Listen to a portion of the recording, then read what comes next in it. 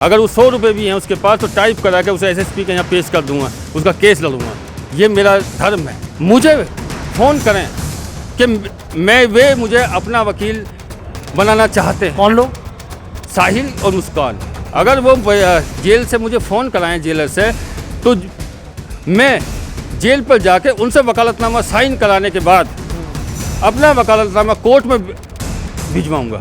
Police ने ये कहा कि ये चाकू जो है फलानी दुकानदार से ख़रीदा है, उसका पुलिस ने बयान रिकॉर्ड किया। अगर वो कोर्ट में आके मुकल जाए कि मेरे यहाँ से तो ये है ही नहीं, पुलिस ने तो मुझसे ज़बरदस्ती बयान दिलवा दिए, मेरे यहाँ से तो ये चाकू खरीदा ही नहीं। मुस्कान और साहिल सौरभ के कत्ल के इल्जाम में सलाखों के पीछे हैं। दोनों पर ये इल्जाम है कि इन्होंने पूरी प्लानिंग के साथ सौरभ को मौत के घाट उतार दिया है। पहले उसे बेहोशी का इंजेक्शन लगाया, उसके बाद उसे चाकू से हैवानों की तरह काटा, फिर ड्रम में उसके लाश के टुकड़े भरकर उसे सीमेंट से पैक कर दिया। मुस्कान और साहिल की इस घिनौनी करतूत पर देश भर के लोगों में गुस्सा है। हर कोई उनके लिए सख्त से सख्त सजा की मांग कर रहा है, लेकिन आपको ये जानकर हैरानी होगी कि इस माहौल में भी उनके लिए फ्री केस लड़ने के लिए एक वकील तैयार है। नाम है मोहम्मद इकबाल, पेशे से क्रिमिनल लॉयर है। छाया हुआ है, इस समय सुर्खियों में है साहिल और मुस्कान केस, और जिस तरीके से वो कह रहे हैं कि भाई हमें एक वकील की ज़रूरत है, आपकी तरफ से ये कहा गया है कि मैं फ्री लड़ लूँगा उनका केस? नहीं, मैं फ्री लड़ूंगा केस। मैं देहात से ताल्लुक़ रखता हूँ और मैं गरीबी से निकल कर आया हूँ। इस समय उनके पास पैसे नहीं हैं, कुछ भी नहीं है। मेरे बारे में गांव में भी, मेरे यहाँ भी ये फेमस है कि मैं गरीबों के केस फ्री लड़ता हूँ। अगर किसी के पास, कोई मेरे पास गरीब आ जाए तो मैं गरीबों के केस बिल्कुल फ्री लड़ता हूँ। अगर वो 100 रुपये भी हैं उसके पास तो टाइप करा के उसे एसएसपी के यहाँ पेश कर दूंगा, उसका केस लड़ूंगा। मुझे ये लगा कि कॉन्स्टिट्यूशन में जो राइट है, फंडामेंटल राइट्स, उन्हें जो है उनके पास इस समय वो असहाय अवस्था में है, मेंटली डिस्टर्ब है। और कॉन्स्टिट्यूशन ये, हमारा कॉन्स्टिट्यूशन ये कहता है कि अगर कोई न्याय के लिए वकील करना चाहता है तो उसे वकील मिलना चाहिए, और अगर वकील नहीं मिलेगा तो उसे न्याय नहीं मिलेगा। वो अपनी बात अदालत में नहीं कह पाएगा, वो अपने वकील को ही सारी सच्चाई बता सकता है कि उसने किन परिस्थितियों में क्या किया। अगर वो वकील उसकी बात को अदालत में नहीं रखेगा या उनसे बात नहीं करेगा तो उसके साथ नाइंसाफ़ी होगी। क्रिमिनल लॉयर इकबाल मोहम्मद का कहना है कि अगर साहिल और मुस्कान चाहें तो जेल के जरिए मेरे पास केस लड़ने का प्रस्ताव भिजवा सकते हैं। मैं उनका केस लड़ूंगा क्योंकि कानून के दायरे में इंसाफ मिलना प्रत्येक नागरिक का कॉन्स्टिट्यूशनल राइट है।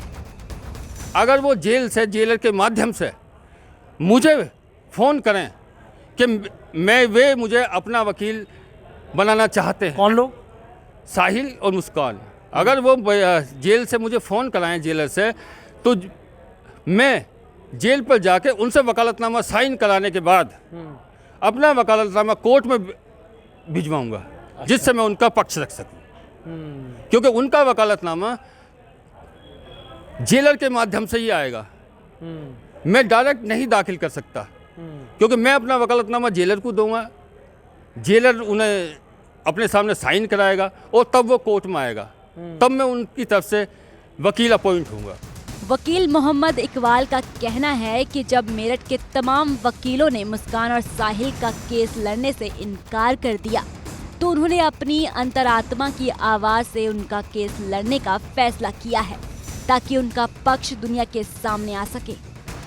मैंने अखबारों में पढ़ा कि उनका कोई केस लड़ने को तैयार नहीं है, मेरठ के सभी लॉयरों ने मना कर दिया, तो उन्हें केस लड़ने के लिए मेरे ये मन में ये जागृत हुई कि इन्हें जो है वकील मिलना चाहिए, तभी ये कोर्ट में अपना पक्ष रख सकते हैं।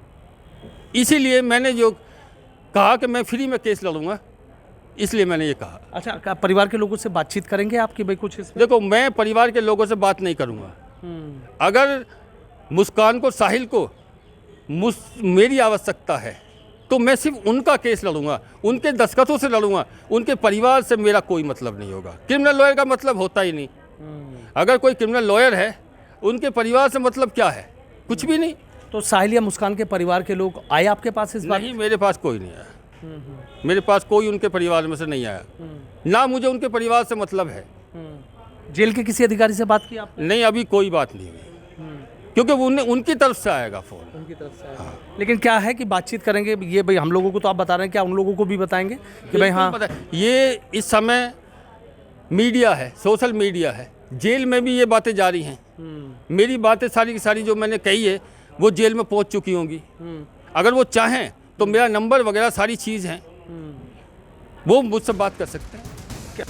मोहम्मद इकबाल का कहना है, जहां परिस्थिति जन्य साक्ष्य मौजूद है वहां सजा की संभावना कम होती है। मुस्कान और साहिल के केस में ऐसा ही है। मोहम्मद इकबाल का कहना है, जहां परिस्थिति जन्य साक्ष्य मौजूद है वहां सजा की संभावना कम होती है। मुस्कान और साहिल के केस में ऐसा ही है।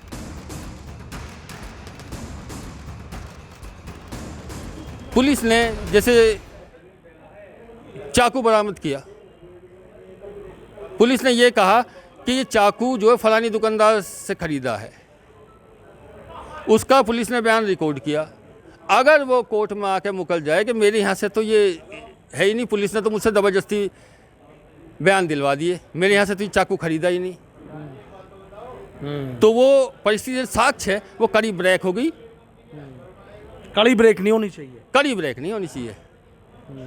अगर लास्ट सीन का भी एविडेंस है वो भी बिल्कुल सटीक होना चाहिए, बिल्कुल कड़ी से कड़ी जुड़नी चाहिए, तब सजा होती है। मतलब गवाह मजबूत होने चाहिए। गवाह, इसमें गवाह कोई है ही नहीं।